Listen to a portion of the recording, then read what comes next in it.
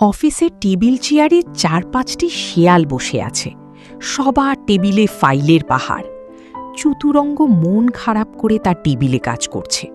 পাশের টেবিলে শেয়ালরা এক সাধারণ মানুষের কাছ থেকে লুকিয়ে টাকার বান্ডিল নিচ্ছে আর হাসাহাসি করছে।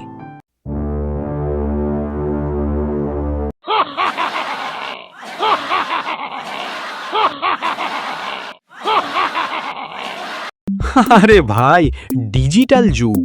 ফাইল আটকে না রাখলে কি আর পাবলিকের পকেট থেকে চা পানির খরচ বের হয়?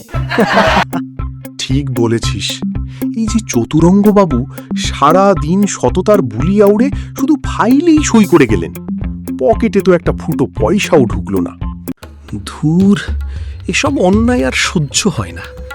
মানুষের হক মেরে এরা কিভাবে এত হাসি খুশি থাকে? এদের একটা শিক্ষা হওয়া দরকার। আমি আজই বড় সাহেবকে সব জানাবো। চতুরঙ্গ সাহস করে বড় সাহেবের রুমে ঢোকে। বড় সাহেব আরাম করে বসে চা খাচ্ছেন। স্যার, আসবো? একটা জরুরি কথা ছিল।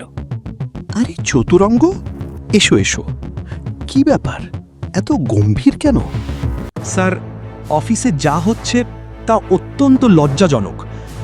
আমাদের অন্য সহকর্মীরা সাধারণ মানুষকে হয়রানি করছে, ফাইল আটকে রেখে টেবিলের নিচ দিয়ে ঘুষ নিচ্ছে।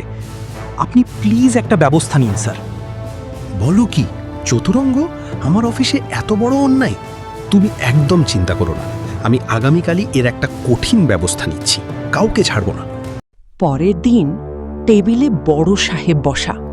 সামনে চতুরঙ্গ ছাড়া বাকি সব দুর্নীতিবাজ শেয়ালরা দাঁড়িয়ে মাথা নিচু করে আছে। বড় সাহেব রেগে টেবিল চাপড়াচ্ছেন। তোমাদের সাহস তো কম না? তোমরা সবাই মিলে অফিসে এসব কি শুরু করেছো? স্যার, মানে আমরা... চুপ করো।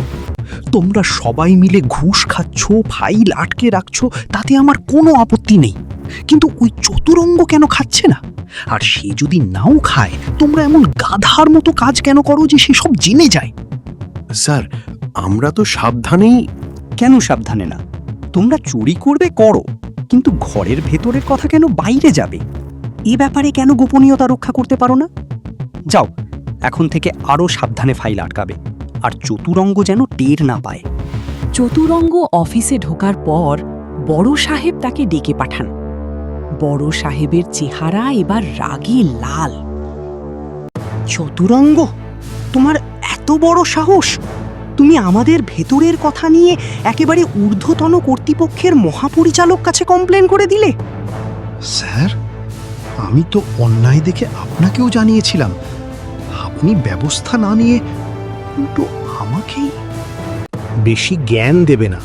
নিজেকে খুব ধোঁয়া তুলসী পাতা ভাবো, তাই না? অফিসের চেন অফ কমান্ড নষ্ট করার অপরাধে তোমাকে আমি বদলি করে দেব। যাও, নিজের টেবিলে যাও। অফিসের বাইরে একটা গাছের নিচে চতুরঙ্গ একা মন খারাপ করে বসে আছে।